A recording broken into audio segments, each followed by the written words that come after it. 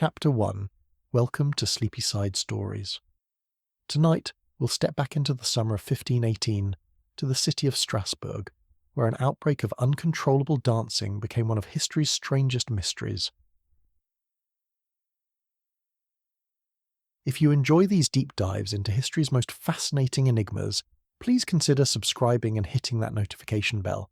Your support helps us bring you more of these soothing historical journeys each week. Imagine, if you will, walking through the cobbled streets of a medieval city on a warm July morning. The air carries the scent of fresh bread from the bakeries, mixed with the less pleasant odours of a bustling urban centre in the early 16th century. Church bells chime the hour across red-tiled rooftops, and merchants call out their wares in the marketplace. This is Strasbourg in 1518, a prosperous city nestled along the Rhine River, where French and German cultures blend in a unique tapestry of language, custom and trade.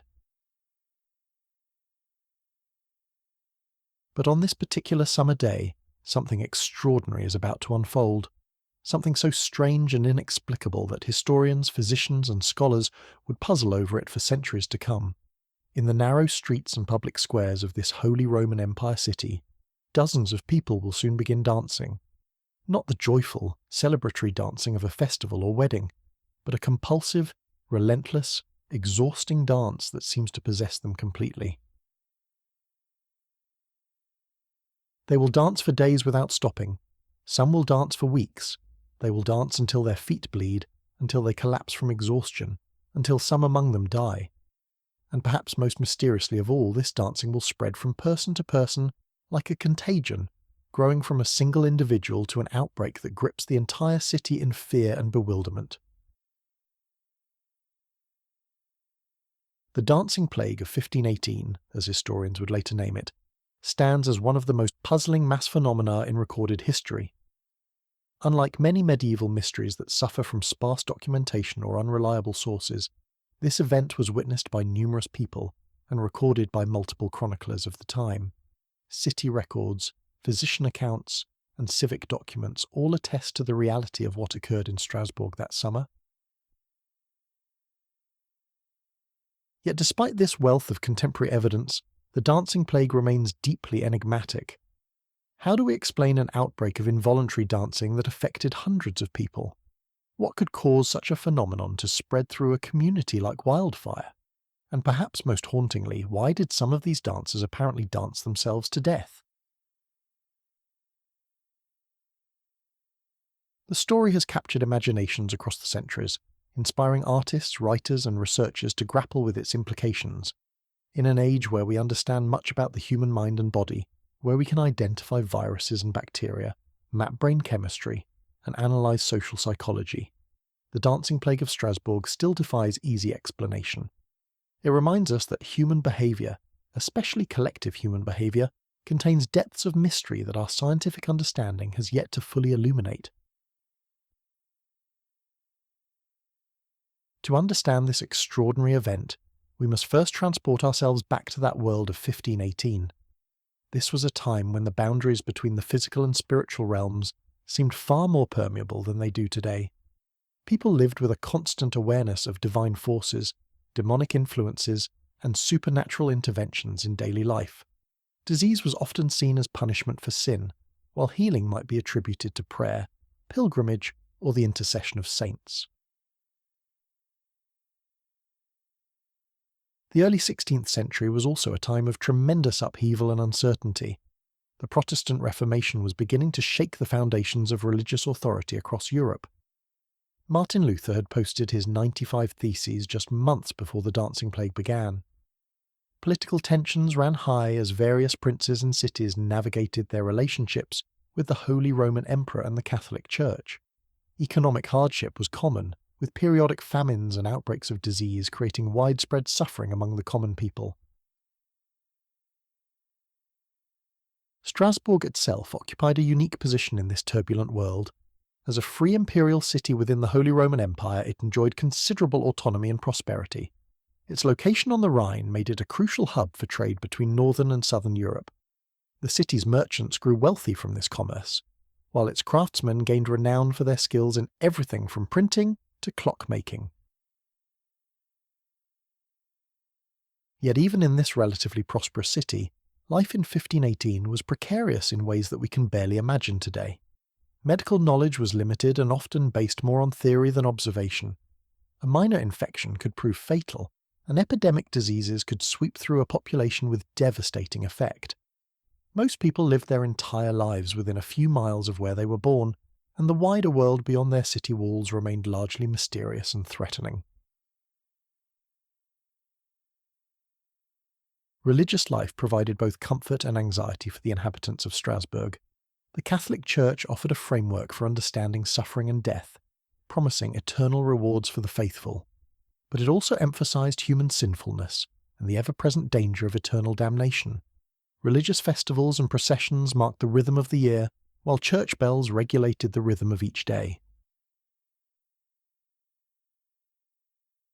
In this world of limited scientific knowledge and intense religious feeling, unusual events were often interpreted through supernatural lenses. Strange weather might be seen as a sign of divine displeasure. Unusual behavior in animals could portend disaster, and when human beings began acting in inexplicable ways, the explanations offered typically involved either divine intervention or demonic possession. Folk beliefs and superstitions also played a powerful role in shaping how people understood their world. Stories of curses, magical transformations, and supernatural punishments were woven deeply into the cultural fabric. These weren't merely entertaining tales, but represented real beliefs about how the world operated. When something as strange as the dancing plague occurred, people naturally reached for these traditional explanations. The summer of 1518 had been particularly challenging for the people of Strasbourg. Harvests had been poor in recent years, leading to food shortages and increased prices. Disease had visited the city repeatedly, carrying away loved ones and leaving survivors fearful of what might come next. Political tensions added another layer of uncertainty as the city navigated the complex currents of imperial politics and religious reform. Into this atmosphere of anxiety and hardship came the dancing plague, appearing suddenly and spreading rapidly through the population. Contemporary accounts describe the shock and terror that gripped the city as more and more people fell victim to this strange compulsion. Parents watched helplessly as their children began dancing. Spouses saw their partners consumed by the mysterious affliction. City officials found themselves facing a crisis unlike anything in their experience. The responses to the dancing plague reveal much about the worldview of 16th century Europeans. Some saw it as divine punishment for the city's sins, requiring prayer and penance for relief. Others attributed it to demonic influence or witchcraft, demanding investigation and possibly persecution of suspected practitioners of dark arts. Medical authorities of the time offered their own theories, drawing on ancient texts and contemporary understanding of human physiology. Most remarkably, city officials eventually decided to provide musicians and stages for the dancers, believing that allowing them to dance freely might cure them more quickly. This response, which seems almost surreal from our modern perspective, made perfect sense within the medical theories of the time. It also demonstrates the pragmatic approach that civic leaders took when faced with an unprecedented crisis. As we prepare to delve deeper into this extraordinary story, it's worth reflecting on what the dancing plague reveals about the human condition. In every era, people face stresses and uncertainties that can manifest in unexpected ways.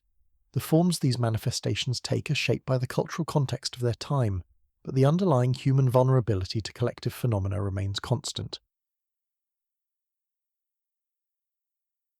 The dancing plague of 1518 thus serves as both a window into a specific historical moment and a mirror reflecting universal aspects of human nature. It reminds us that the line between individual and collective behaviour is often thinner than we might assume, and that even the most rational societies can find themselves confronting the deeply irrational aspects of human experience. Tonight, as we explore this centuries-old mystery together, we'll examine not only what happened in Strasbourg that summer, but also how people then and now have tried to make sense of it. We'll consider the various theories that have been proposed, from medical explanations to psychological interpretations, and we'll reflect on why this strange outbreak continues to fascinate us more than 500 years later. So settle back comfortably and let us journey together into the world of 1518, to a city gripped by one of history's most perplexing mysteries. In the chapters ahead, we'll walk the streets of medieval Strasbourg, witness the beginning of the dancing outbreak, and explore the profound questions it raises about human behaviour, social contagion, and the enduring power of the inexplicable. Chapter 2: Strasbourg in 1518. To understand how the dancing plague could take hold in Strasbourg, we must first understand the city itself. Picture a thriving medieval metropolis nestled in the fertile Rhine valley, where the great river curves through the Alsatian plain. The city's red sandstone cathedral spire rises majestically above a maze of timber-framed houses, their steep roofs creating sharp shadows on the cobbled streets below. This is Strasbourg in 1518, a place where prosperity and anxiety walked hand in hand through the narrow alleyways. Strasbourg's location had made it wealthy, but also vulnerable. Positioned on one of Europe's most important trade routes, the city served as a bridge between the Germanic lands to the east and the French territories to the west. Merchants from across the continent converged on its markets, bringing silks from Italy, furs from the northern forests, spices from distant lands, and ideas that could prove even more valuable than gold or silver. The Rhine itself was the city's lifeline, its waters carrying cargo barges and passenger vessels in an endless procession of commerce. The river's banks bustled with activity from dawn to dusk. Dock workers hauled goods from boats to warehouses, while customs officials collected tolls that helped fill the city's treasury. The sound of hammering echoed from shipyards where craftsmen built and repaired the vessels that kept trade flowing up and down the great waterway. Within the city walls, Strasbourg displayed the prosperity that river trade had brought. Grand merchant houses rose several stories high, their facades decorated with intricate carvings and colourful painted designs. The upper floors extended over the streets below, creating covered walkways that provided shelter from rain and summer heat. These overhanging structures also created a sense of enclosure, making the streets feel more intimate but sometimes oppressive. The Cathedral of Notre Dame dominated the cityscape, its single spire reaching toward heaven with Gothic ambition. Construction had begun centuries earlier, and in 1518 it still bore the scars and scaffolding of ongoing work. The building served as more than just a place of worship. It was a symbol of civic pride and religious devotion that could be seen from miles away, across the surrounding countryside. Around the cathedral, the city's social hierarchy was displayed in stone and timber. The homes of wealthy merchants and city councillors clustered near the religious centre, their substantial walls and ornate decorations announcing their owner's status. As one moved away from this privileged core, the houses grew smaller and simpler, eventually giving way to the cramped quarters where artisans, labourers, and the poor made their homes. Strasbourg's political status as a free imperial city gave it unique advantages and burdens. Unlike territories ruled by princes or dukes, the city governed itself through a complex system of guilds and councils. This autonomy allowed for remarkable economic growth and cultural development, but it also meant that local leaders bore full responsibility for maintaining order and prosperity. When problems arose, there was no distant ruler to blame or appeal to for assistance. The guild system that dominated Strasbourg's economy and politics reflected the medieval belief in social order and mutual obligation. Each craft and trade had its own guild, from the prestigious goldsmiths and merchants down to the humble bakers and shoemakers. These organisations regulated prices, maintained quality standards, and provided social support for their members. They also wielded significant political power, with guild representatives serving on the city council that made crucial decisions about taxation, justice, and public works. Yet even in this relatively prosperous and well-governed city, life in 1518 carried constant uncertainties that shaped daily experience. the seasons dictated much of human activity, with winter bringing not just cold but genuine hardship for many families. Food stores had to last through months when fresh provisions were scarce and expensive. Heating fuel was costly, and adequate clothing meant the difference between comfort and misery. Medical care, though available from trained physicians and surgeons, remained primitive by modern standards.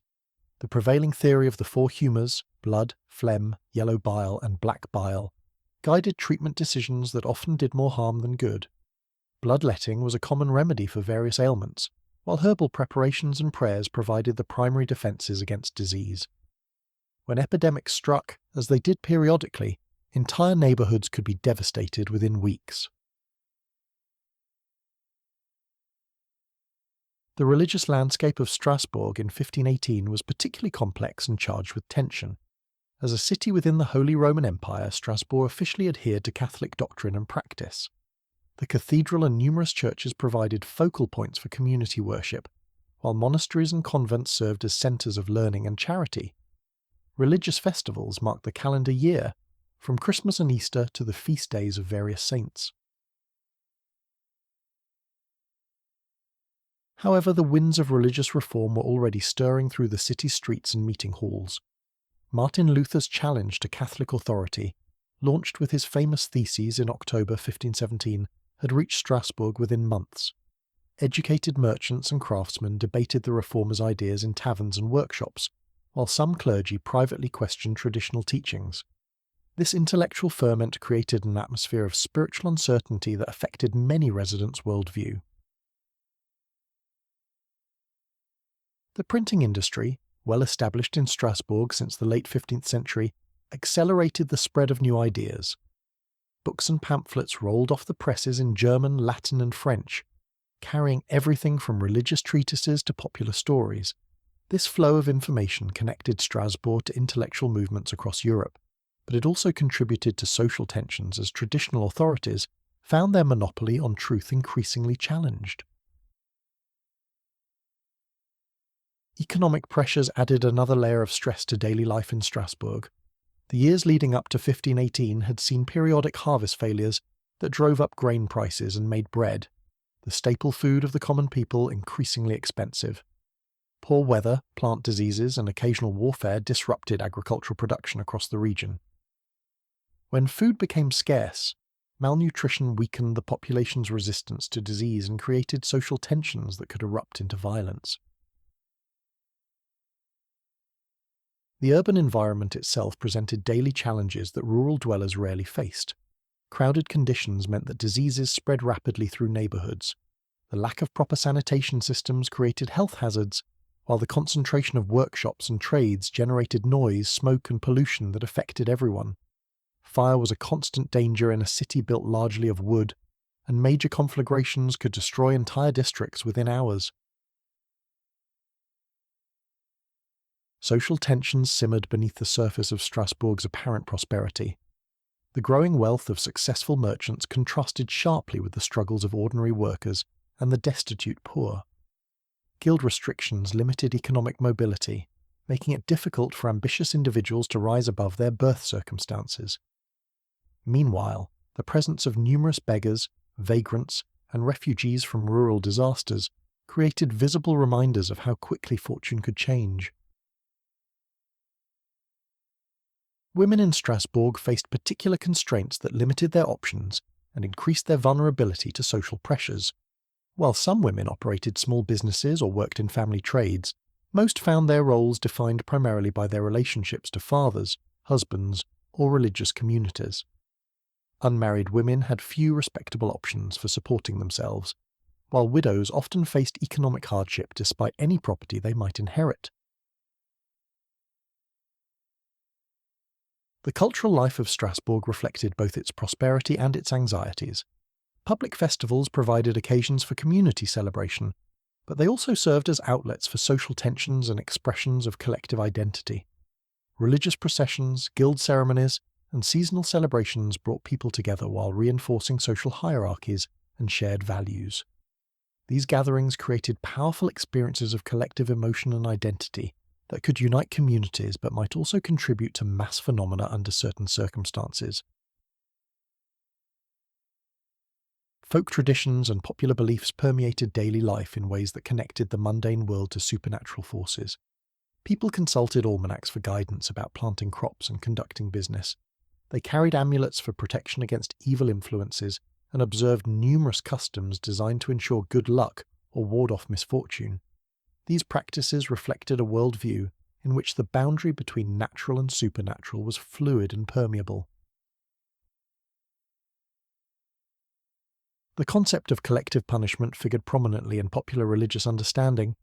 Communities could be held responsible for the sins of their members, facing divine retribution through natural disasters, epidemic diseases, or other calamities. This belief system encouraged social conformity, but also created anxiety about hidden sins or secret transgressions that might bring down divine wrath on everyone. Educational opportunities in Strasbourg were limited but significant. The cathedral school provided training for future clergy, while some merchants employed tutors to educate their sons in reading, writing, and arithmetic. Most people, however, received little formal education, relying instead on apprenticeships and oral traditions to transmit practical knowledge from generation to generation. This meant that most residents understood their world through stories, customs, and beliefs, passed down through families and communities rather than through written sources. The legal system of Strasbourg reflected both medieval traditions and emerging modern concepts of justice. City courts handled most local disputes and crimes, while more serious matters might be referred to imperial authorities. Punishment was often public and physical, designed to serve as both retribution and deterrent. The stocks, pillory, and gallows stood in prominent locations as constant reminders of the consequences of transgression. Into this complex urban environment of prosperity and anxiety, tradition and change, came the summer of 1518. The city's residents had weathered many challenges before, from economic downturns to political upheavals to religious conflicts. They had developed systems and institutions designed to maintain order and provide mutual support during difficult times, yet nothing in their experience had prepared them for what was about to unfold in their streets and squares. The very factors that made Strasbourg successful, its dense population, active public life, and complex social networks, would also make it particularly susceptible to the strange contagion that was about to appear. The city's traditions of collective celebration and shared religious experience had created a population accustomed to participating in group activities and responding to communal emotions. These same characteristics that normally bound the community together would soon contribute to one of history's most puzzling mass phenomena. As July 1518 began, the people of Strasbourg went about their daily routines with no sense that they were about to witness something unprecedented. Merchants opened their shops, craftsmen bent over their workbenches, and housewives made their way to market carrying baskets for the day's provisions. The cathedral bells chimed the hours as they had for generations, and the Rhine continued its eternal flow past the city walls. Within days, however, this familiar rhythm of urban life would be shattered by an outbreak that would challenge everything the residents thought they knew about human behaviour and divine intervention. Chapter 3. The dancing begins. It began with a single woman on a narrow street in Strasbourg, on what seemed like an ordinary July morning in 1518. Her name, according to the historical records that survive, was Frau Trophäa. We know little about her personal circumstances, whether she was young or old, married or widowed, wealthy or poor. The chronicles of the time were more concerned with what she did than with who she was, and what she did on that fateful morning would set in motion one of the most extraordinary and disturbing events in medieval European history. Frau Trophäa began to dance. Not in the privacy of her home, not in preparation for a festival or celebration, but alone in the public street. Contemporary accounts describe her movements as vigorous and unceasing, a rhythmic stepping and swaying that seemed to possess her completely.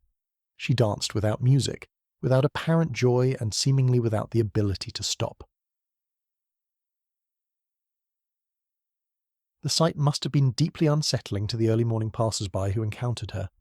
Dancing in the streets was not unheard of in medieval cities. Festivals, religious processions, and seasonal celebrations often included communal dancing. But this was different. There was no occasion for celebration, no music to guide her movements, no other participants to share in the activity. Frau Troffea danced alone, and her dancing appeared compulsive rather than voluntary. As word of the strange sight spread through the neighbourhood, curious residents gathered to witness the unusual spectacle. Some may have assumed it was a form of religious ecstasy or penitential devotion. Others might have suspected madness or demonic possession. The medieval mind was accustomed to interpreting unusual behaviour through supernatural lenses, and a woman dancing uncontrollably in the streets certainly demanded explanation. What made the scene even more disturbing was Frau Troffea's apparent inability to stop. Hours passed, and still she continued her relentless movement. Her feet carried her in circles and patterns along the cobblestones. Her arms swayed and gestured. Her body seemed driven by some force beyond her conscious control. Witnesses reported that she appeared exhausted, but could not cease her dancing, as if held in the grip of some invisible compulsion. The first day ended with Frau Troffea still dancing.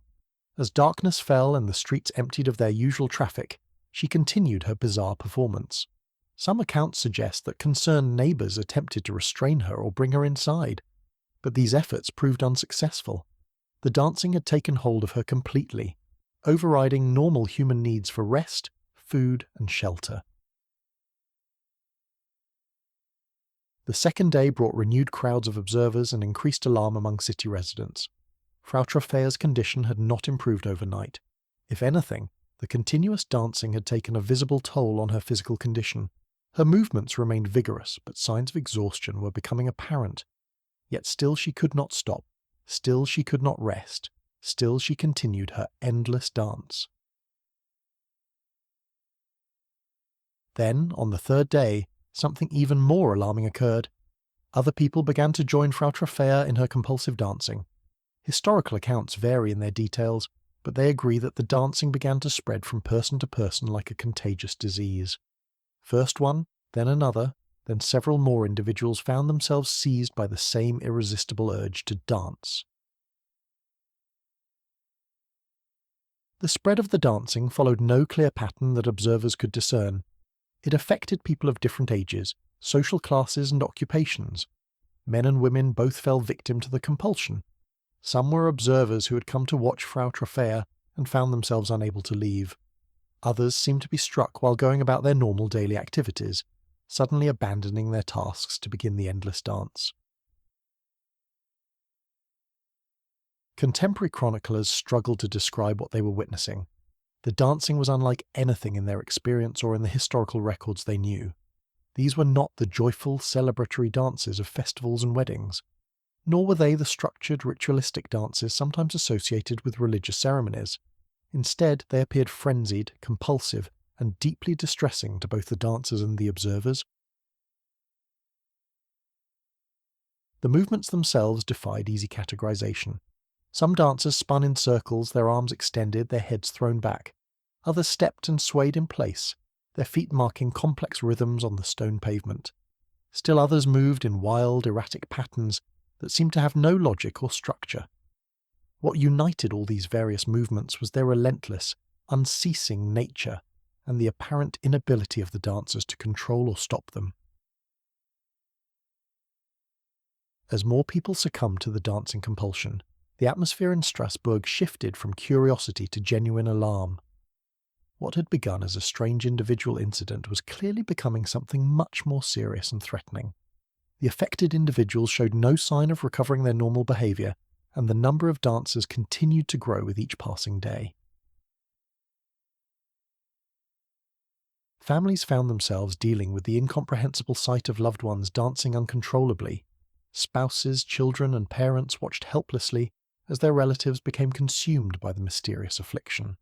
Normal attempts at intervention, reasoning, pleading, physical restraint, proved utterly ineffective against the compulsion.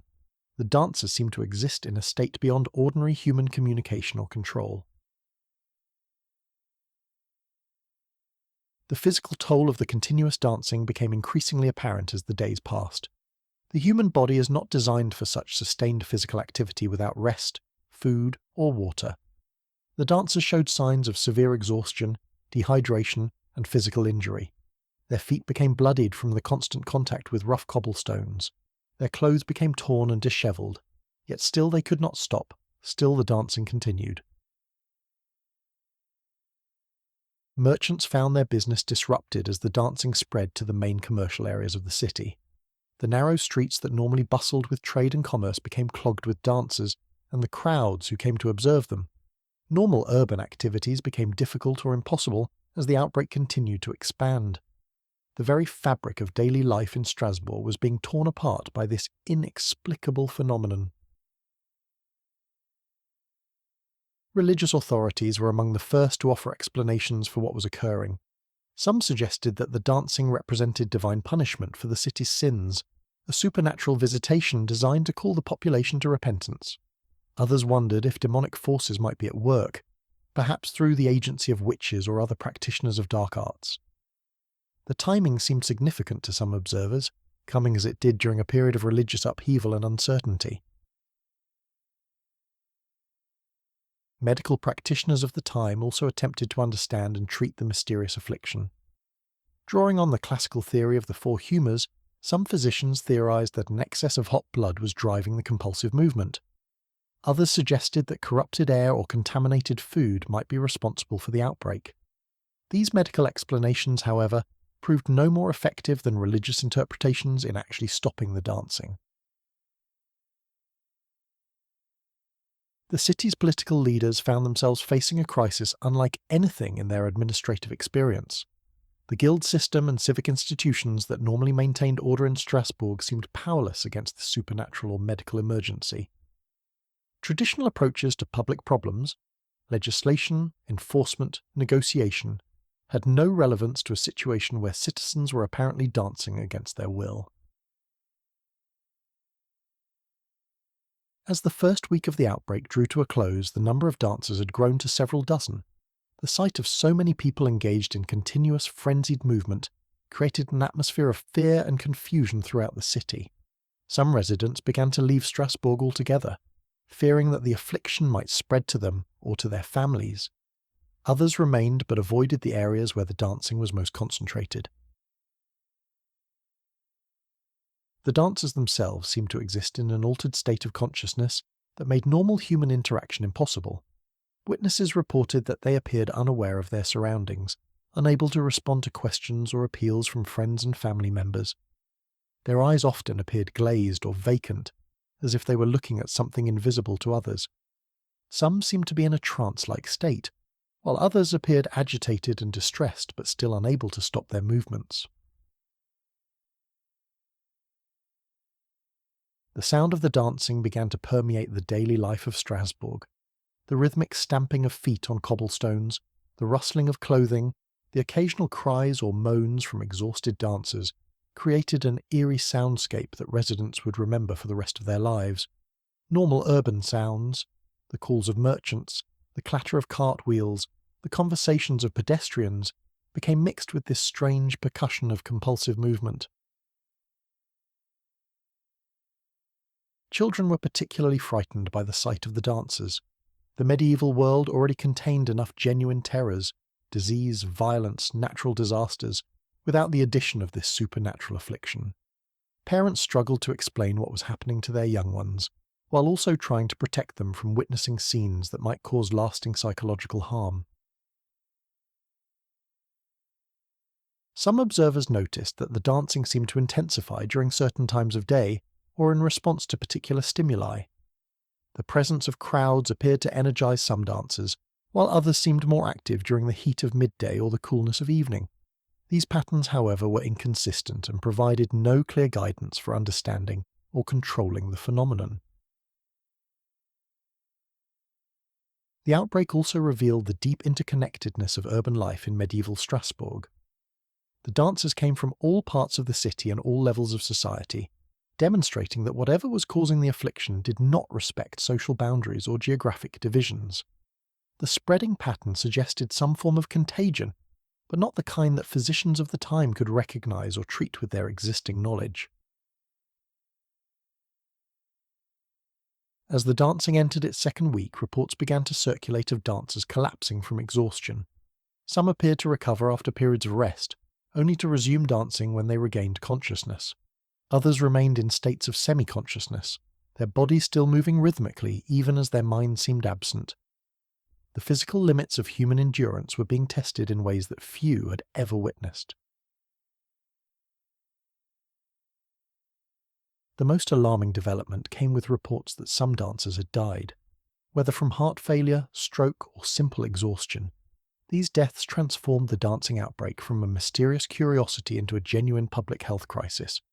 The realization that people could literally dance themselves to death sent waves of terror through the population and demanded immediate action from civic authorities. By the end of July 1518, what had begun with Frau Troffea's solitary dancing had grown into a full-scale epidemic affecting dozens of Strasbourg residents. The city found itself in the grip of something unprecedented and inexplicable, something that challenged every assumption about human behavior and social order. The dancing plague had begun, and its most intense phase was yet to come. Chapter 4. The Outbreak Escalates. As August arrived in Strasbourg, the dancing plague had transformed from an isolated curiosity into a full-scale crisis that consumed the attention and resources of the entire city. What had begun with Frau Troffea's solitary dance had now spread to encompass dozens of afflicted individuals, with new cases appearing daily. The narrow streets that had once echoed with the familiar sounds of commerce and conversation now reverberated with the relentless rhythm of compulsive dancing. Contemporary chronicles from this period describe scenes that must have seemed like visions from a fevered dream. In the main square near the cathedral, groups of dancers moved in seemingly random patterns, their bodies jerking and swaying to music that only they could hear. Some spun endlessly in tight circles, their arms extended, their faces turned skyward in expressions of exhaustion or ecstasy. Others stepped and stamped in place, marking complex rhythms that defied any logical interpretation. The number of afflicted individuals continued to grow at an alarming rate. Historical accounts vary in their precise figures, but most sources agree that by early August, the dancing had spread to affect several dozen people. Some chronicles suggest the number may have reached as high as 400 at the outbreak's peak, though modern historians debate whether this figure represents active dancers or the total number affected throughout the entire epidemic. The dancers themselves presented a disturbing spectacle that horrified witnesses and family members alike. Many showed clear signs of severe physical distress from their continuous movement. Their clothing had become torn and stained with sweat and blood. Their feet, constantly pounding against the rough cobblestones, developed painful wounds that left bloody traces of their movements throughout the city. Yet despite these obvious signs of injury and exhaustion, they seemed unable to stop or even slow their frenzied activity. Observers noted that the dancers appeared to exist in an altered state of consciousness that made normal human interaction nearly impossible. Their eyes often seemed unfocused or fixed on something invisible to others. When family members or friends attempted to speak with them, the dancers rarely responded in any coherent manner. Some seemed completely unaware of their surroundings, while others appeared agitated and distressed but still could not break free from their compulsive movements. The physical toll of the continuous dancing became increasingly severe as the days passed.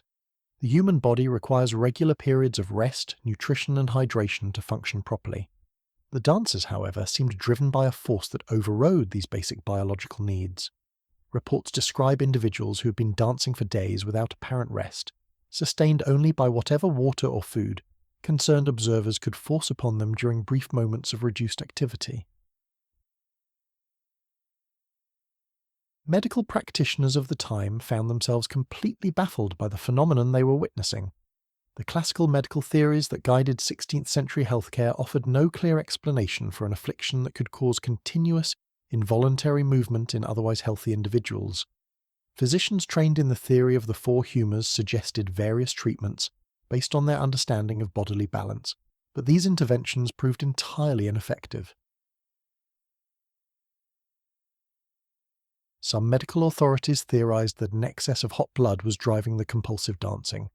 Following this logic, they prescribed treatments designed to cool and calm the patient's systems. Bloodletting, a common remedy for many ailments, was attempted on several dancers. However, even after significant blood loss, the afflicted individuals continued their relentless movement, suggesting that whatever was causing their condition lay beyond the reach of conventional medical intervention. The outbreak began to strain the city's resources and disrupt normal social functioning in ways that no one had anticipated.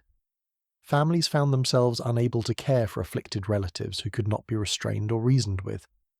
The constant need to monitor and assist the dancers placed enormous burdens on households that were already struggling with the economic difficulties of the time. Some families had to abandon their normal work and income-generating activities to provide round-the-clock care for dancing relatives. The commercial life of Strasbourg suffered significant disruption as the dancing epidemic spread through different neighbourhoods. Markets and shops in areas where dancers congregated found their normal operations severely hampered. The crowds of curious onlookers who gathered to witness the strange spectacle clogged streets and made it difficult for merchants to conduct business. Some traders began to avoid certain parts of the city altogether, further damaging the local economy. City officials found themselves facing administrative challenges that had no precedent in their experience. The guild system and civic institutions that normally maintained order in Strasbourg seemed powerless against this mysterious affliction. Traditional approaches to public health emergencies, quarantine, medical treatment, legal sanctions, had no relevance to a situation where citizens appeared to be dancing against their will. The most alarming development during this escalation phase was the increasing number of reports concerning dancers who had collapsed or died. While the exact mortality rate remains unclear from historical sources, contemporary accounts make it evident that the physical demands of continuous dancing proved fatal for some individuals. Whether from heart failure, stroke, or simple exhaustion, these deaths transformed the dancing plague from a mysterious curiosity into a genuine public health crisis. Witnesses described scenes of dancers suddenly collapsing mid-movement, their bodies finally succumbing to the enormous strain they had endured. Some appeared to recover after periods of rest, only to resume their compulsive dancing once consciousness returned. Others remained in states of semi-consciousness, their limbs still twitching rhythmically even as their minds seemed absent from their bodies. The deaths associated with the dancing plague sent waves of terror through the population of Strasbourg. The realization that people could literally dance themselves to death challenged fundamental assumptions about human behavior and divine justice. If this was indeed a supernatural punishment, as some believed, why were innocent individuals being struck down alongside any presumed sinners? If it was a medical condition, why did traditional treatments prove so utterly ineffective? Religious authorities struggled to provide adequate explanations or comfort to a population gripped by fear and confusion. Some clergy interpreted the dancing as a form of divine punishment for the city's sins, calling for increased prayer, fasting, and charitable works to appease heavenly wrath. Others suggested that demonic forces might be responsible, perhaps working through the agency of witches or other practitioners of dark arts who remained hidden within the community. The timing of the outbreak seemed significant to many religious observers. The dancing plague had emerged during a period of intense religious upheaval, when Martin Luther's challenge to Catholic authority was spreading throughout the Holy Roman Empire. Some saw the dancing as a sign of divine displeasure with the growing religious discord, while others interpreted it as evidence that the traditional church was losing its protective power over the faithful. Popular superstitions and folk beliefs also offered their own explanations for the mysterious epidemic. Some residents suspected that the dancers had been cursed by supernatural forces or had somehow violated sacred taboos that brought down otherworldly punishment.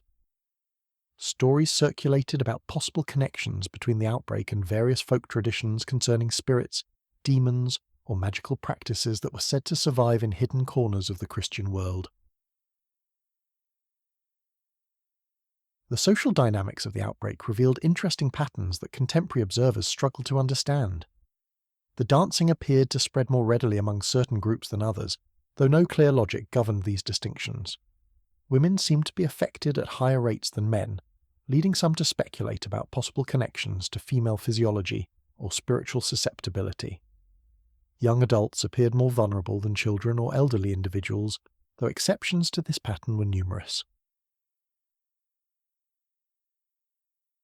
Class distinctions seemed to offer little protection against the affliction. While most of the documented cases involved people of modest means, some accounts suggest that individuals from wealthy merchant families and even minor nobility were also affected. This democratic nature of the epidemic challenged social assumptions about virtue, divine favour, and the protective power of wealth and status. The geographic spread of the dancing within Strasbourg followed patterns that seemed random to contemporary observers. Some neighbourhoods experienced intense outbreaks with multiple cases occurring close together in time and space. Others remained largely unaffected despite their proximity to areas of high activity. The lack of clear transmission patterns made it impossible for authorities to predict where the next cases might appear or to implement effective containment measures. As the epidemic entered its most intense phase, the dancers themselves began to display increasingly diverse symptoms and behaviours. While all shared the common characteristic of compulsive movement, the specific nature of their dancing varied considerably. Some moved with wild, frenzied energy that seemed to border on violence. Others maintained more controlled, rhythmic patterns that might have appeared almost graceful, if not for their obviously involuntary nature. The sounds associated with the dancing outbreak created an eerie atmosphere that permeated daily life in affected areas of the city. The constant stamping of feet on cobblestones mixed with the rustling of clothing and the occasional cries or moans from exhausted dancers. Some witnesses reported that certain dancers seemed to be singing or chanting, though the words were often incomprehensible or seemed to belong to no recognizable language or tradition. Environmental factors appeared to influence the intensity and character of the dancing, though these observations proved inconsistent and difficult to interpret. Some noticed that the movement seemed more vigorous during hot weather, while others reported increased activity during cooler evening hours. The presence of crowds sometimes appeared to energize the dancers, leading to more dramatic and sustained performances. However, these patterns were far from universal and provided little guidance for understanding or controlling the phenomenon. The psychological impact of witnessing the dancing plague extended far beyond the afflicted individuals themselves. Children were particularly traumatized by the sight of adults behaving in such disturbing and incomprehensible ways. Parents struggled to explain what was happening while also protecting their families from potential infection or harm. The breakdown of normal social behavior created a sense of chaos and unpredictability that affected everyone in the community. Some observers began to notice what appeared to be copycat behavior or voluntary participation in the dancing by individuals who were not genuinely afflicted. Whether motivated by attention-seeking, religious fervour, or simple fascination with the phenomenon, these voluntary dancers added another layer of complexity to an already confusing situation. City authorities found it increasingly difficult to distinguish between authentic cases requiring medical attention and deliberate imitation that might be addressed through legal sanctions. As August progressed and the dancing plague showed no signs of natural resolution, civic leaders realized that extraordinary measures would be required to address the crisis. The traditional responses of medieval authorities, prayer, medical treatment, legal action, had all proved inadequate against this unprecedented challenge. The time had come for more drastic and creative interventions, even if these meant venturing into uncharted territory that challenged conventional wisdom about proper governance and social order. The escalation of the dancing plague during August 1518 thus marked a turning point in the crisis. What had begun as an isolated incident had grown into a community-wide emergency that threatened the very foundations of urban life in Strasbourg. The stage was now set for the most controversial and desperate responses that city officials would implement in their attempts to restore order and save lives in their afflicted community. Chapter 5. Responses and Remedies. Faced with an unprecedented crisis that defied all conventional understanding, the authorities of Strasbourg found themselves compelled to seek solutions in realms they had never before explored. As August progressed, and the dancing plague showed no signs of abating through traditional means, civic leaders, medical practitioners, and religious authorities began to implement increasingly desperate and unconventional remedies. Their responses would reveal both the limitations of 16th century knowledge and the remarkable creativity that desperation can inspire. The medical establishment of Strasbourg approached the crisis through the lens of classical theory that had guided European healthcare for centuries.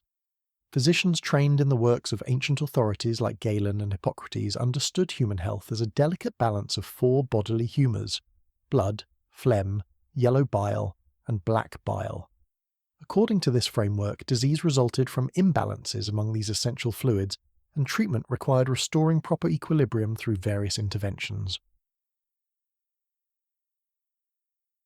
Initially, many physicians theorized that the compulsive dancing resulted from an excess of hot blood that had become corrupted or overheated within the dancers' bodies. This diagnosis led to treatments designed to cool and purify the patient's systems.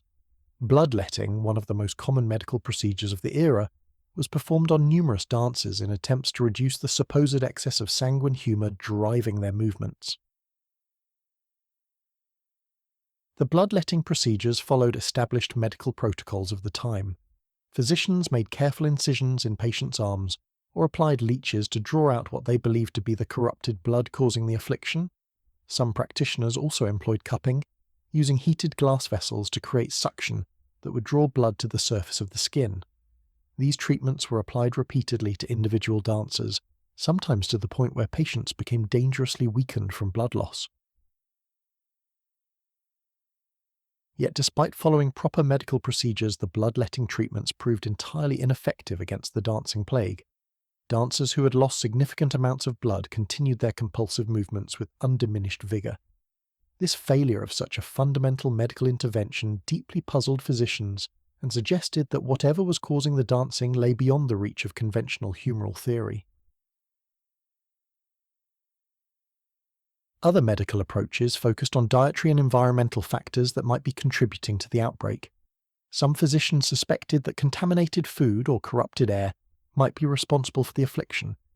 They prescribed special diets designed to counteract supposed toxins, emphasizing foods thought to have cooling properties that might calm the dancers' overheated systems. Herbal preparations were administered, drawing on traditional knowledge about plants believed to have sedative or purifying effects. Environmental remedies included attempts to purify the air around the dancers through the burning of aromatic herbs and incense. Medieval medical theory held that bad air, or miasma, could cause various diseases, and physicians hoped that cleansing the atmosphere might interrupt whatever was driving the compulsive dancing. These aromatic treatments created clouds of fragrant smoke around groups of dancers, but failed to produce any noticeable improvement in their condition. Religious authorities offered their own interpretations and remedies for the mysterious outbreak. Many clergy members viewed the dancing plague as a supernatural phenomenon that required spiritual rather than medical intervention. Some interpreted it as divine punishment for the city's sins, calling for increased prayer, fasting, and charitable works to appease heavenly wrath and secure divine mercy for the afflicted community. Organised prayer sessions were held in churches throughout Strasbourg, with congregations specifically petitioning for relief from the dancing epidemic. Special masses were offered for the souls of the afflicted, while priests led processions through the streets carrying sacred relics and holy images.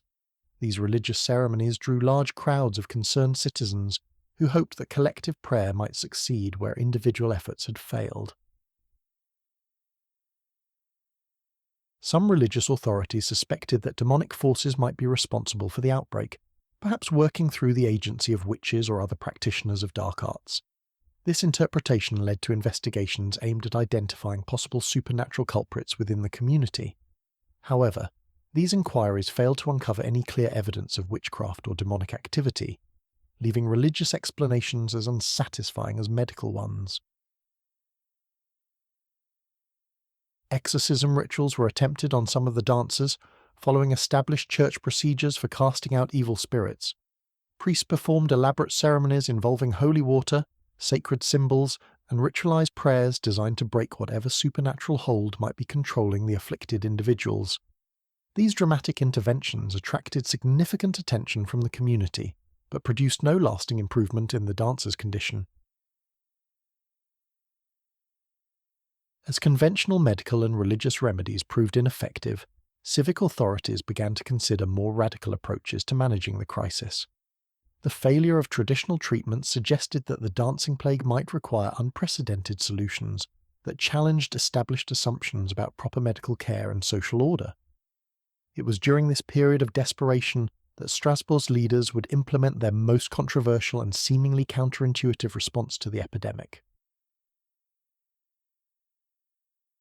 After consultation among city councillors, medical advisors and guild representatives, the authorities of Strasbourg made a decision that would seem remarkable to modern observers. Rather than continuing to fight against the dancers' compulsive movements, they decided to encourage and facilitate the dancing, in hopes that this approach might lead to faster recovery. This strategy was based on medical theories of the time that suggested allowing natural processes to run their course might be more effective than opposing them. The theoretical foundation for this approach came from classical medical texts that discussed the concept of crisis in disease progression. According to these ancient authorities, many illnesses followed natural patterns that included periods of intensification before resolution. Some physicians theorized that the dancing represented a form of crisis through which the body was attempting to purge itself of whatever corrupted humors were causing the affliction. Following this logic, city officials made the extraordinary decision to hire professional musicians to provide accompaniment for the dancers. They reasoned that proper musical guidance might help the afflicted individuals dance more efficiently, and thereby exhaust whatever force was driving their compulsive movements. Groups of musicians were assembled and positioned at various locations throughout the city where dancers had congregated. The musicians employed for this unusual civic project included players of various instruments common to 16th century European music. Drummers provided rhythmic foundations that the dancers could follow, while pipers and other wind instrument players added melodic elements to guide the movements. The resulting musical accompaniment created an surreal atmosphere in which the streets of Strasbourg echoed with dance music intended as medical treatment rather than entertainment. In addition to providing musical accompaniment, the city authorities also constructed special stages and platforms where the dancers could perform their compulsive movements more safely and efficiently. These wooden structures were erected in public squares and other open areas, elevating the dancers above the rough cobblestone streets that had been injuring their feet. The stages also made it easier for observers to monitor the dancers' condition and provide assistance when needed. The decision to encourage rather than restrain the dancing represented a radical departure from normal approaches to managing disruptive public behavior. Under ordinary circumstances, city authorities would have used legal sanctions and physical force to stop people from engaging in such disturbing activities in public spaces. The dancing plague, however, had demonstrated that conventional methods of social control were utterly ineffective against whatever was driving the afflicted individuals. Professional dancers were also recruited to join the afflicted individuals on the stages, based on the theory that skilled performers might be able to guide the compulsive movements into more structured and less harmful patterns. These professional entertainers, normally employed at festivals and celebrations, found themselves participating in what was essentially a large-scale medical experiment conducted in full view of the entire community. The sight of officially sanctioned dancing stages throughout Strasbourg created an atmosphere that contemporary observers found deeply unsettling. The combination of frenzied compulsive movement by the afflicted individuals and organised musical accompaniment by professional performers blurred the line between medical treatment and public entertainment in ways that challenged social conventions and moral sensibilities. Initially, some observers reported that the musical accompaniment and structured stages seemed to have positive effects on certain dancers. The rhythm provided by the musicians appeared to help some individuals organize their movements into more coherent patterns, potentially reducing the physical stress and injury associated with their compulsive dancing. The elevated platforms protected their feet from the rough streets and made it easier for helpers to provide water and basic care. However, these initial improvements proved to be short-lived and may have been more apparent than real. While the musical accompaniment and stages made the dancing appear more organized and less chaotic, they did not address the underlying compulsion that was driving the afflicted individuals. The dancers continued their relentless movement with no sign of approaching exhaustion or resolution, despite the more favorable conditions provided by the civic authorities. More troubling still, some observers began to report that the official encouragement of dancing seemed to be attracting new participants to the outbreak. The festive atmosphere created by the musicians and stages may have drawn curious onlookers who then found themselves swept up in the compulsive movement. Whether these were genuine new cases of the affliction or voluntary participants caught up in the excitement remained unclear, but the apparent increase in dancers caused growing alarm among city residents. The strategy of encouraging the dancing also created practical problems that authorities had not anticipated. The concentration of large numbers of dancers in specific locations created crowd control challenges and disrupted normal urban activities even more severely than the original scattered outbreak. The cost of hiring musicians and constructing stages placed additional strain on the city's finances during an already difficult economic period.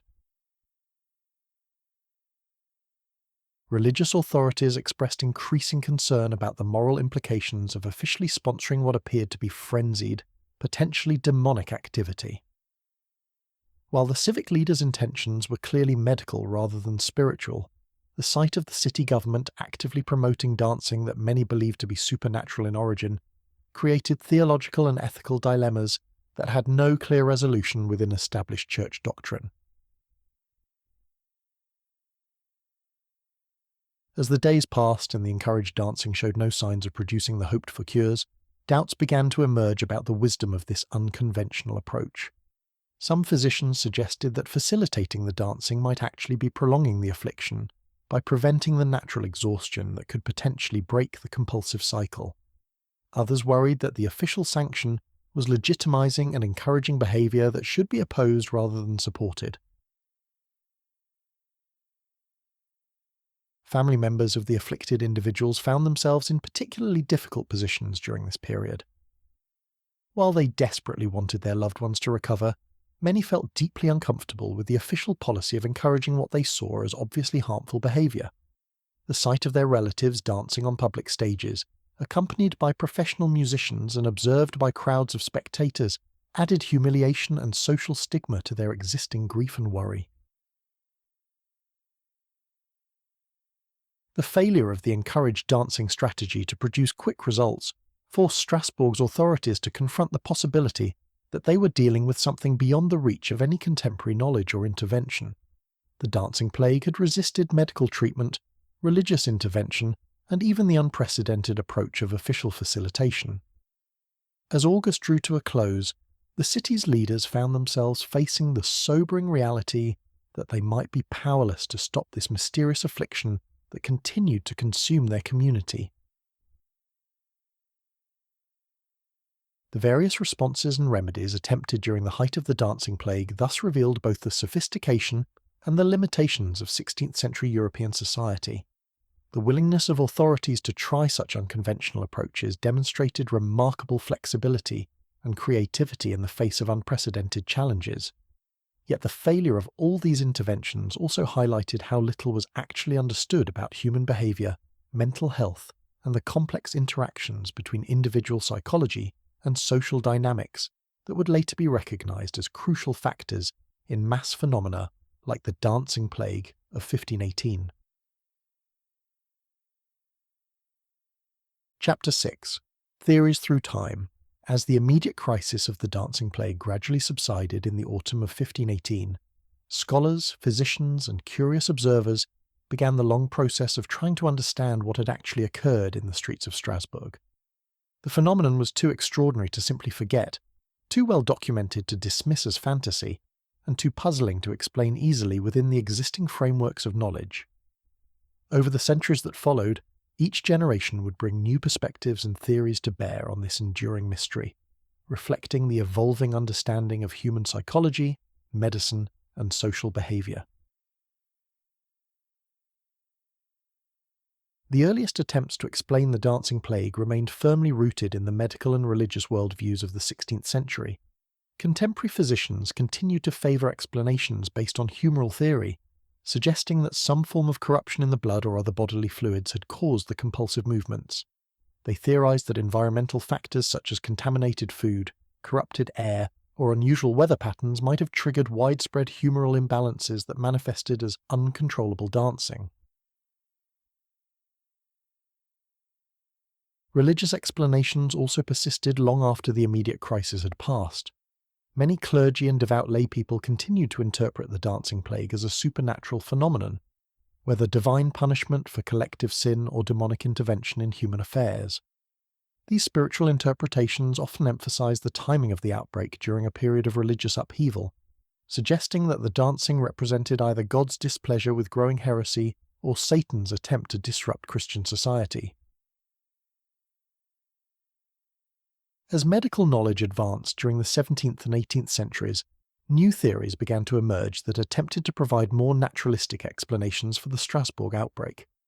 Physicians with improved understanding of anatomy and physiology suggested that the dancing might have resulted from various forms of brain fever or nervous system disorders. These explanations represented early attempts to locate the cause of unusual behaviour within the physical structures of the human body, rather than in supernatural forces.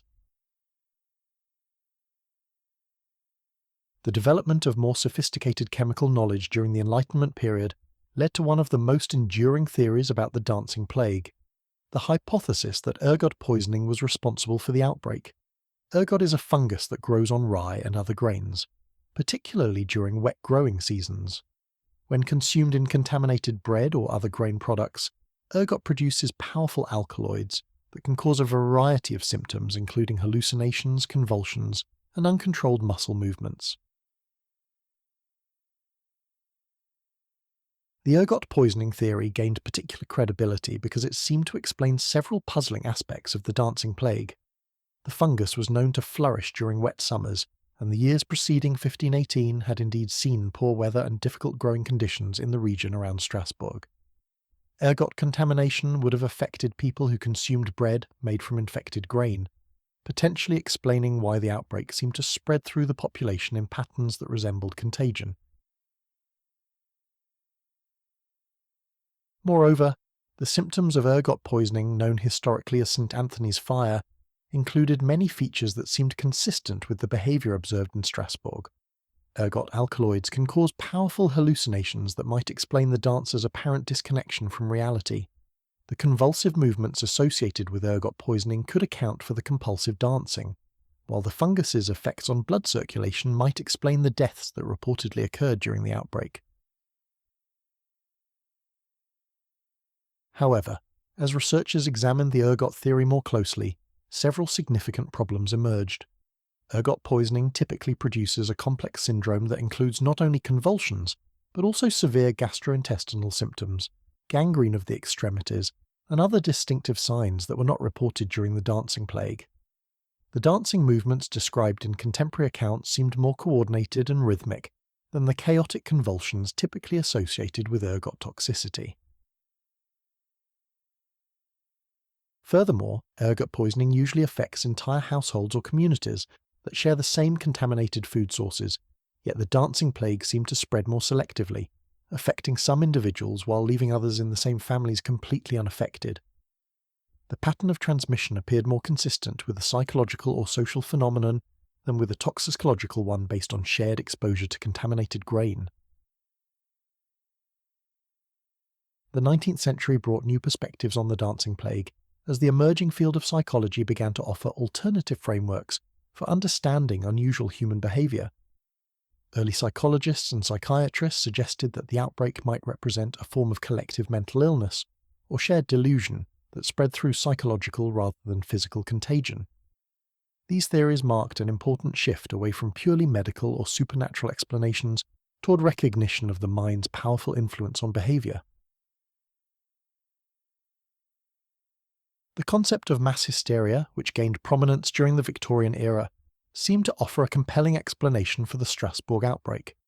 Physicians and psychologists observed similar phenomena in their own time, cases where groups of people, often women or children, would develop shared symptoms or behaviors that had no apparent physical cause. These modern outbreaks of hysteria seem to demonstrate that psychological factors alone could produce dramatic physical symptoms and unusual behaviors. Mass hysteria theory suggested that the dancing plague began with one genuinely disturbed individual, Frau Troffea, whose compulsive dancing created such a powerful impression on observers that some of them began to unconsciously imitate her behavior. This psychological contagion could then spread from person to person through a community, particularly one already stressed by economic hardship, religious uncertainty, and social tension. The mass hysteria explanation gained additional support from anthropological studies that documented similar dancing outbreaks in various cultures around the world. Researchers found accounts of compulsive dancing epidemics in medieval Europe, colonial America, and traditional societies in Africa and Asia. These cross-cultural examples suggested that the phenomenon represented a universal human response to certain types of psychological and social stress rather than a unique occurrence limited to 16th century Strasbourg. However, critics of the mass hysteria theory pointed out several limitations in its explanatory power. The term itself was often applied rather loosely to any collective behavior that seemed irrational or inexplicable, without careful attention to the specific mechanisms by which psychological contagion might actually operate. Moreover, the theory sometimes carried implicit assumptions about the mental weakness or suggestibility of the affected populations that reflected contemporary prejudices rather than scientific understanding. The 20th century brought increasingly sophisticated approaches to understanding collective behavior and social psychology. Researchers began to recognize that phenomena like the dancing plague might result from complex interactions between psychological, social, and cultural factors, rather than simple causes that could be explained through single theories. This more nuanced perspective acknowledged that multiple influences might work together to create conditions conducive to mass outbreaks of unusual behavior. Modern stress theory offered another lens through which to examine the dancing plague. Psychologists studying the effects of chronic stress on human behavior noted that prolonged exposure to difficult conditions could produce various forms of dissociative or compulsive behavior. The population of Strasbourg in 1518 had indeed been subjected to multiple stresses, including economic hardship, food shortages, religious uncertainty, and disease outbreaks that might have created widespread psychological vulnerability. From this perspective, the dancing plague might represent a form of collective stress response in which the normal mechanisms for coping with anxiety and tension became overwhelmed. The compulsive dancing could be understood as a dissociative behavior that provided temporary escape from unbearable psychological pressure, while the contagious spread of the phenomenon reflected the shared nature of the stresses affecting the community. Anthropological research also contributed important insights by examining the dancing plague within the broader context of medieval European culture and belief systems. Scholars noted that dancing held special significance in the religious and folk traditions of the time, often serving as a form of spiritual expression, healing ritual, or community bonding activity. The outbreak in Strasbourg might thus represent a distortion or intensification of existing cultural practices rather than a completely alien phenomenon. Some researchers suggested that the dancing plague might have originated as a form of religious devotion or penitential practice that gradually escalated beyond the participants' conscious control. Medieval Christianity included traditions of ecstatic religious experience that sometimes involved rhythmic movement, intense prayer, and altered states of consciousness. The dancing in Strasbourg might have begun as such a spiritual practice before developing into something more compulsive and harmful. The theory of religious or spiritual motivation gained some support from accounts of the dancers' behaviour, which often seemed to have a ritualistic or devotional quality. Some witnesses reported that the dancers appeared to be in trance-like states that resembled religious ecstasy, while others noted that certain movements seemed to follow patterns that might have had symbolic or spiritual significance within the cultural context of the time. However, the religious motivation theory also faced significant challenges. If the dancing had indeed begun as a form of spiritual practice, it would be difficult to explain why it seemed to cause such distress to the participants, and why traditional religious remedies proved so ineffective in stopping it. Moreover, the compulsive and seemingly involuntary nature of the movements seemed inconsistent with deliberate religious devotion, even of an ecstatic variety. Modern neurological research has suggested yet another possible explanation for the dancing plague, focusing on the brain mechanisms that control movement and behaviour. Some scientists have proposed that the outbreak might have resulted from a form of conversion disorder or psychogenic movement disorder, in which psychological stress manifests as neurological symptoms without any underlying brain damage or disease. Conversion disorders can indeed produce dramatic symptoms including paralysis, seizures, and uncontrolled movements that appear neurological in nature but actually result from psychological rather than physical causes. The symptoms are genuine and distressing to the patients, but they reflect disruptions in the normal psychological processes that regulate bodily functions rather than damage to the nervous system itself. This neuropsychological perspective suggests that the dancing plague might represent a mass outbreak of conversion symptoms triggered by the extreme stress and anxiety affecting the population of Strasbourg. The compulsive dancing would thus be understood as a genuine neurological symptom with psychological rather than physical origins, explaining both its dramatic nature and its resistance to conventional medical treatment.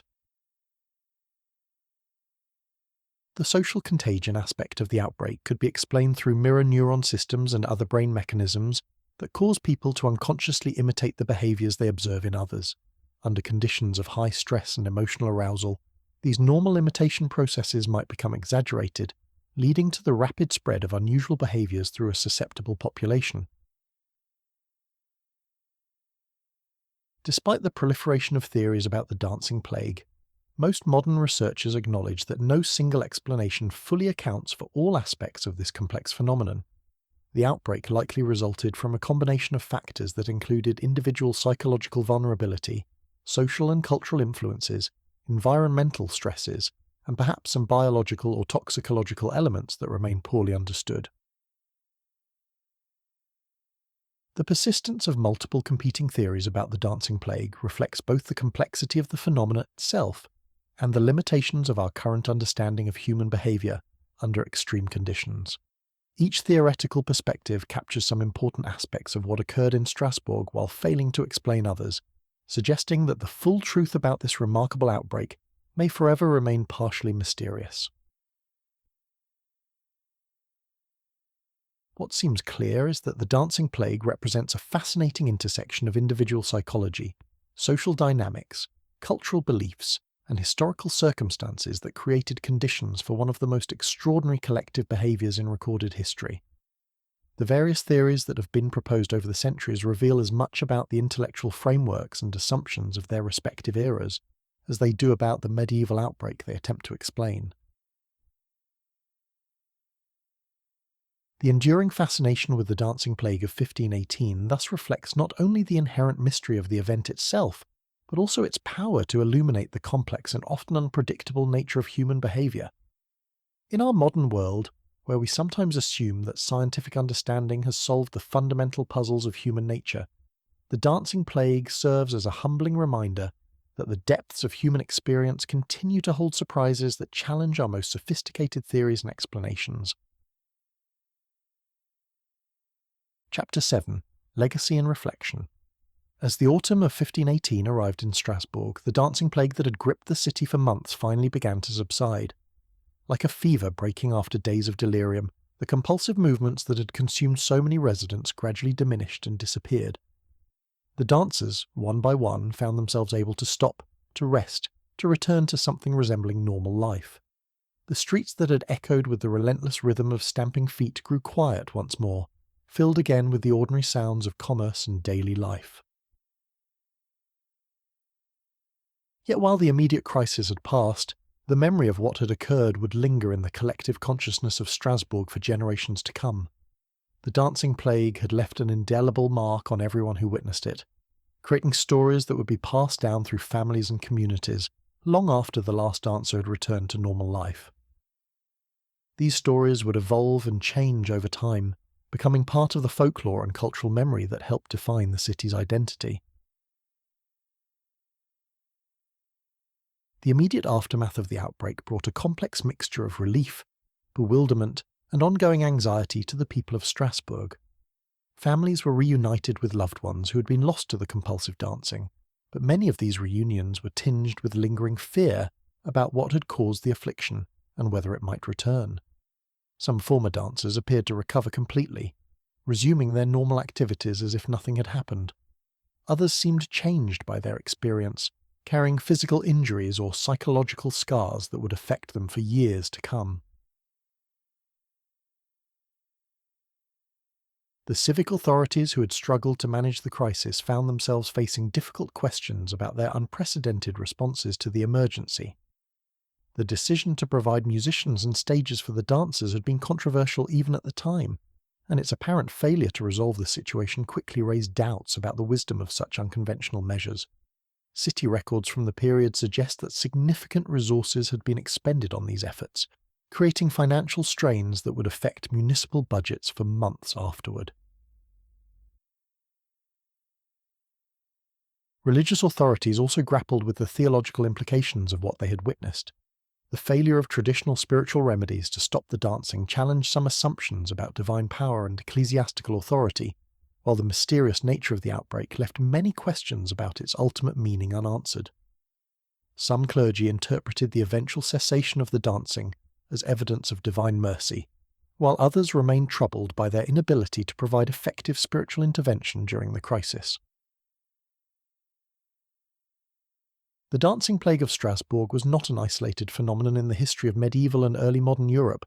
Similar outbreaks of compulsive dancing had been reported in various locations across the continent during the preceding centuries, and more would occur in the decades that followed. These related incidents, often called dancing manias or St. Vitus's dance, shared many characteristics with the Strasbourg outbreak and suggested that the conditions that could trigger such phenomena were not unique to any single place or time.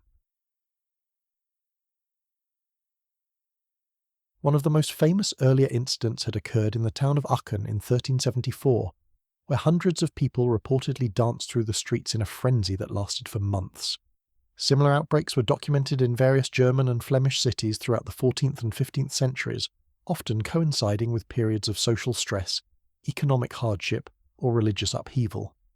These earlier cases provided some historical context for understanding the Strasbourg outbreak, though each incident seemed to have its own unique characteristics and local variations.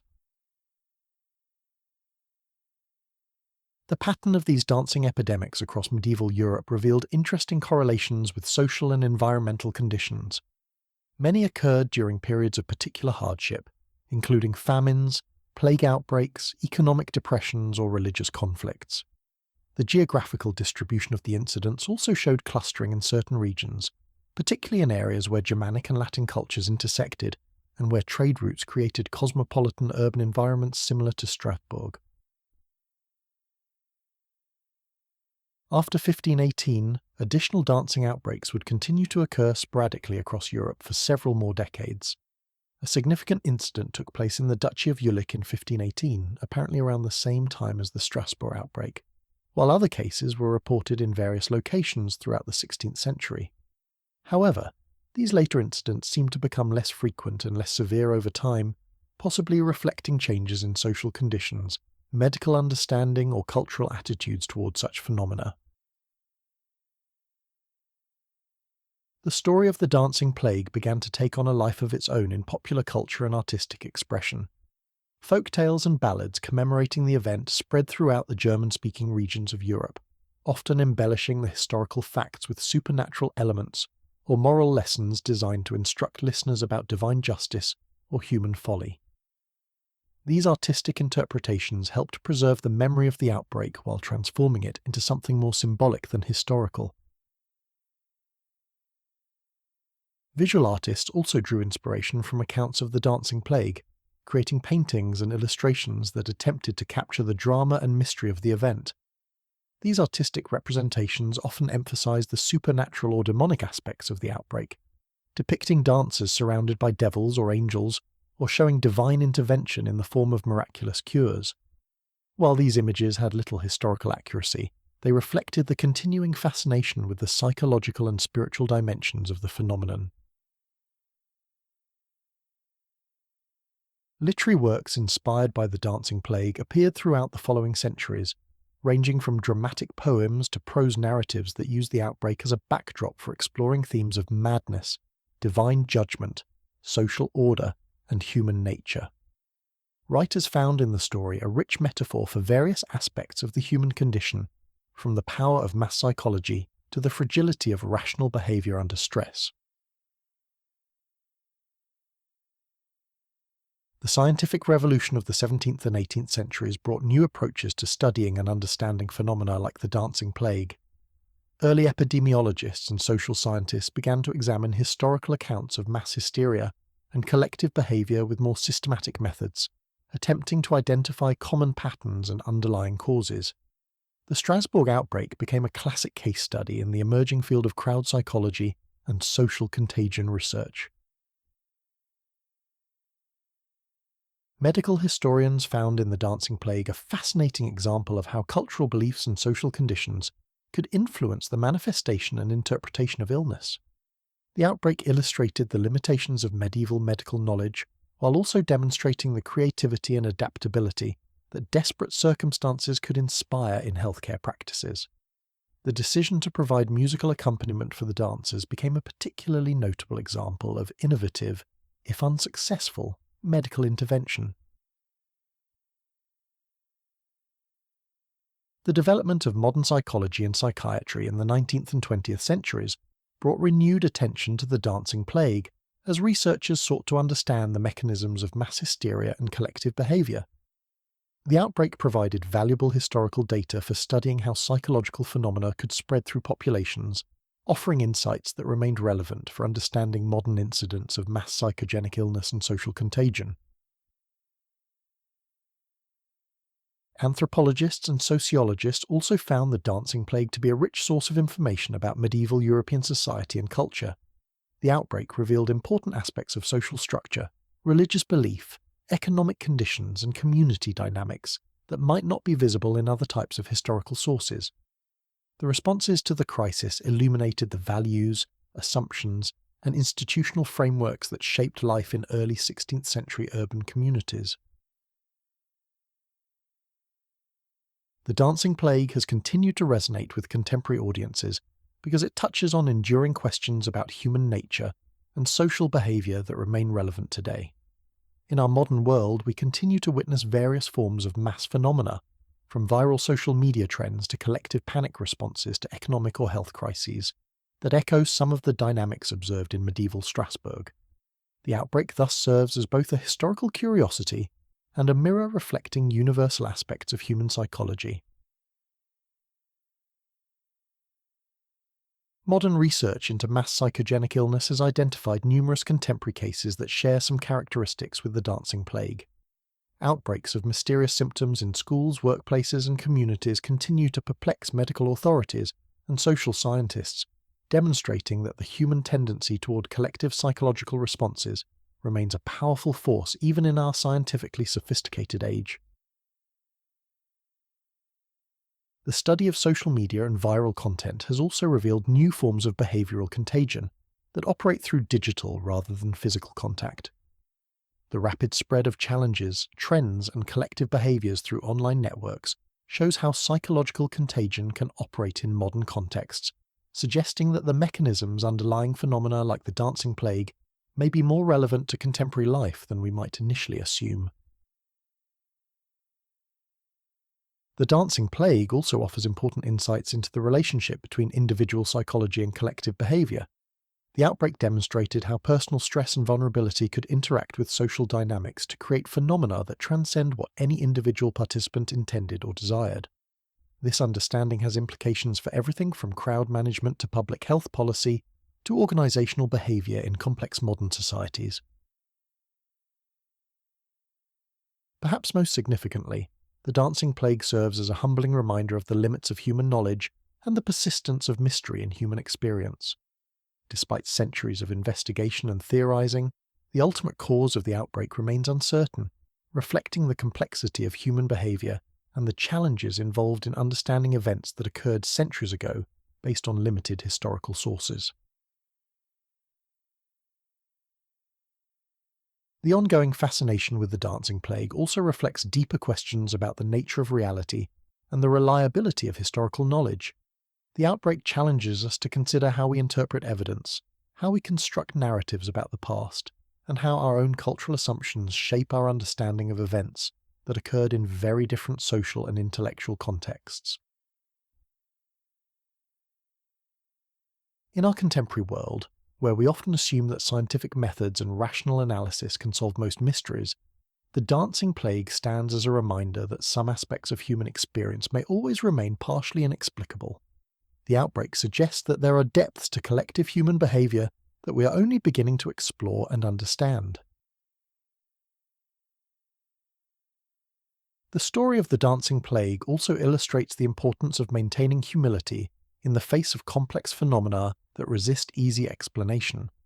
The various theories that have been proposed over the centuries each capture some important aspects of what occurred, but none provides a complete or fully satisfying account.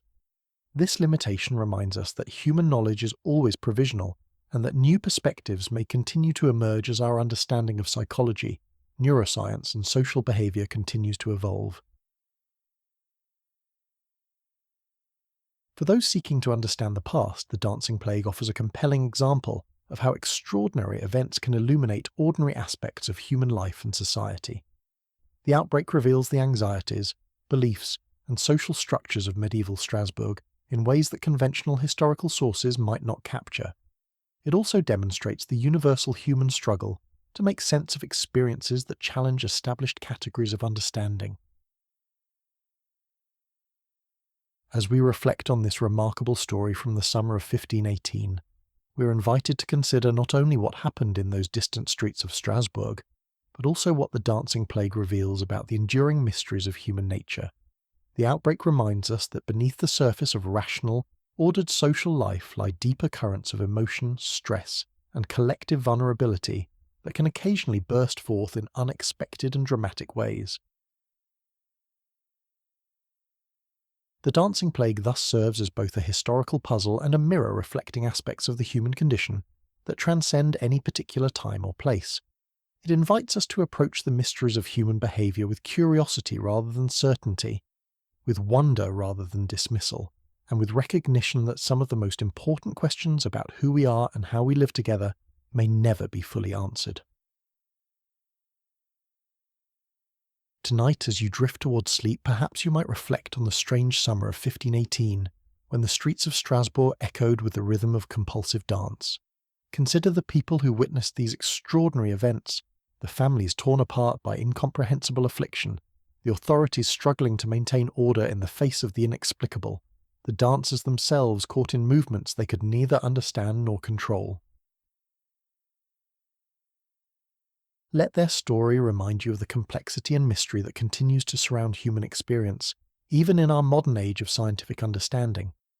In a world that often seems explicable and predictable, the dancing plague whispers to us of deeper currents in human nature that remain as mysterious today as they were 5 centuries ago in the ancient city by the Rhine. Rest well, knowing that some mysteries are worth preserving, some questions worth asking, even when answers remain elusive, and some stories worth telling even when their ultimate meaning remains beautifully, hauntingly unknown.